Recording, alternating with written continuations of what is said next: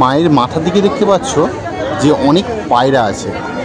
এখানে প্রচলন রয়েছে যে মাকে বাতাসা উৎসর্গ করা হয় আর সেটা ছুঁড়িয়ে দেওয়া হয়। আমরা ঘুরতে ঘুরতে আরও একটা প্যান্ডেলে চলে এসেছি, আর এটা পুরোটাই দেখো জীবন্ত গাছ, আর প্যান্ডেলটাও সবুজ, লাইটিংগুলোও সবুজ। আমরা দার্জিলিং ঘুরে চলে এসেছি কোচবিহারে, আর কোচবিহারে এসে প্রথমে আমরা যাচ্ছি দুর্গা ঠাকুর দেখতে। এখন যাচ্ছি আমরা কোচবিহারের বড়দেবীর মন্দির। তো এই রাস্তাটায় প্রচুর ভিড় আছে, আর এই ব্লগে দেখাবো কোচবিহারের কিছু দুর্গা পুজো। আমরা এখন চলেছি বড়দেবী মন্দিরের উদ্দেশ্যে, আর এখানে প্রচুর বড় মেলা বসেছে আর ভিড়ও আছে।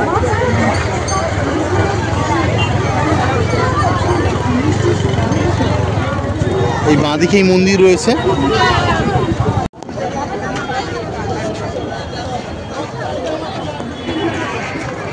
থেকে আমরা ধূপবাতি নিয়ে নিলাম, মায়ের কাছে এখন যাচ্ছি আমরা। এখানে প্রচলন রয়েছে যে মাকে বাতাসা উৎসর্গ করা হয় আর সেটা ছুঁড়িয়ে দেওয়া হয়। মৌলি এখন ছুঁড়ে বাতাসা দিচ্ছে।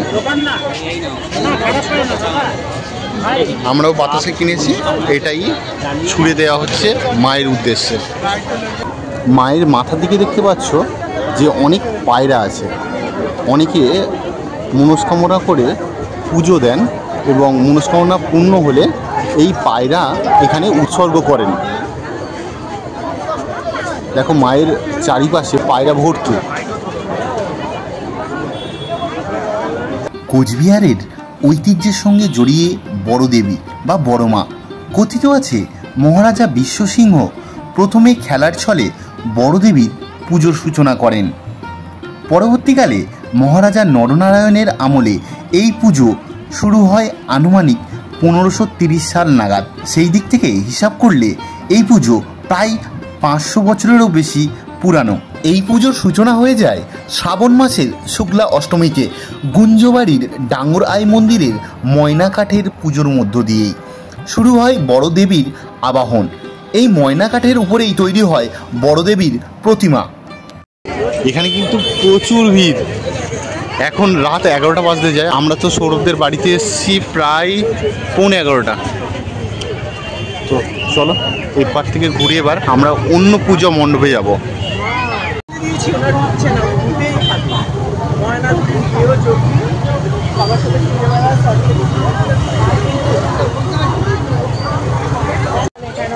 আমরা এখন সাগরদিঘির পাড় ধরে হেঁটে যাচ্ছি।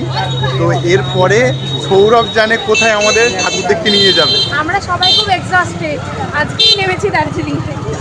প্রায় 8 ঘন্টার জার্নি। এখন বাজে ঘড়িতে 11:30, আর আমরা যাচ্ছি ঘড়ি মোড়ের দিকে। তো দোকানপাট সব বন্ধ হয়ে গেছে। আমরা এখনও কেউ মানে পেটে কিছু করেনি। তো আমরা হোটেল খুঁজতে যাচ্ছি কোথায় খাওয়া যায়। আমরা এখন চলে এসেছি রাতের খাবার খেতে, আর এখানে সৌরভ নিয়েছে চিকেন চাপ। তবে এটা চাপ না, এটা ঝোল। আর এটা বিরিয়ানি, চিকেন বিরিয়ানি নিয়েছে, ডিম আছে। মৌলিয়ার আমি নিয়েছি চিকেন মোগলাই কম্বো। তো চিকেনটা দিয়ে যাচ্ছে, আর এখন মোগলাইটা খাবো। আমরা রাত 12:30টার সময় ডিনার করে এখন আরও একটা প্যান্ডেলে ঘুরতে যাচ্ছি। একটা প্যান্ডেল আমরা এসেছি, চলো মণ্ডপের ভিতরে প্রবেশ করা যাক। মায়ের মুখটা দেখো কি মিষ্টি।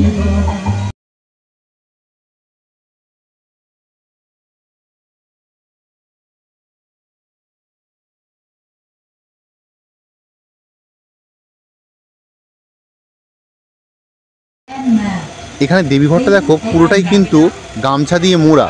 আমাদের ওপারে দেবীঘরটা ওপেন থাকে। এই রাস্তাটা পুরোটাই এরকমভাবে লাইটিং দেওয়া রয়েছে, দারুণ লাগছে। আর এখন 12:30, সেটা মনে হচ্ছে না। অবশ্য 12:30টারও বেশি, 12:35, রাত 12:35। চলে এসেছি দীপনারায়ণ ইউথ ক্লাবের সামনে, আর এটা হলো আরও একটা পুজো মণ্ডপ। চলো এবার আমরা ভিতরে প্রবেশ করি।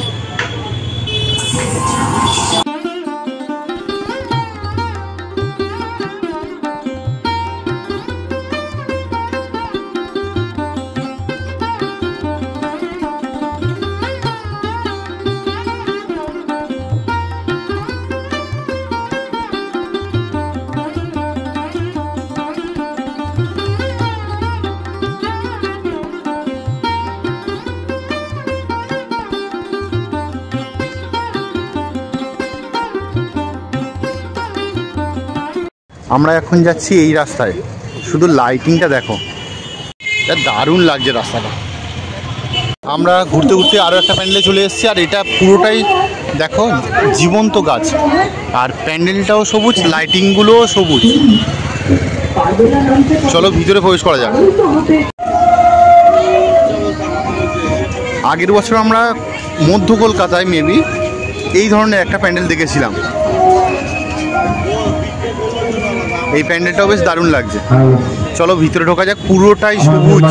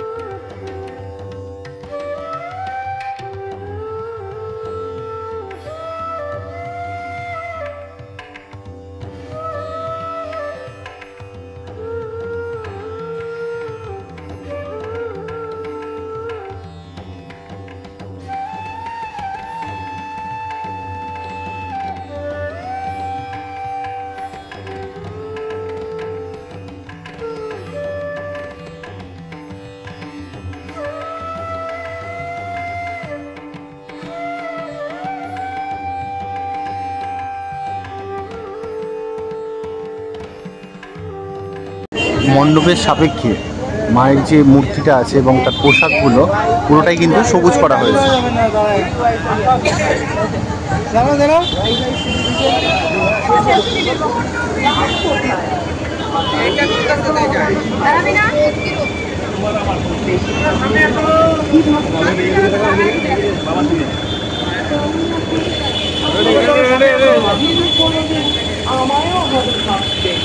সামনে আসো।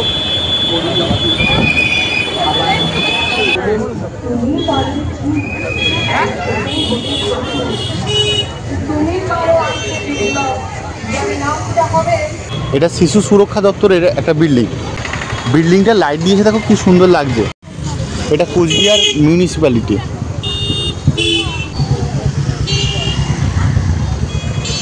আমরা সাগরদিঘির পাড় দিয়ে এখন হেঁটে হেঁটে যাচ্ছি। রাত্রি 1:15। এটা কোচবিহার এসপি অফিস।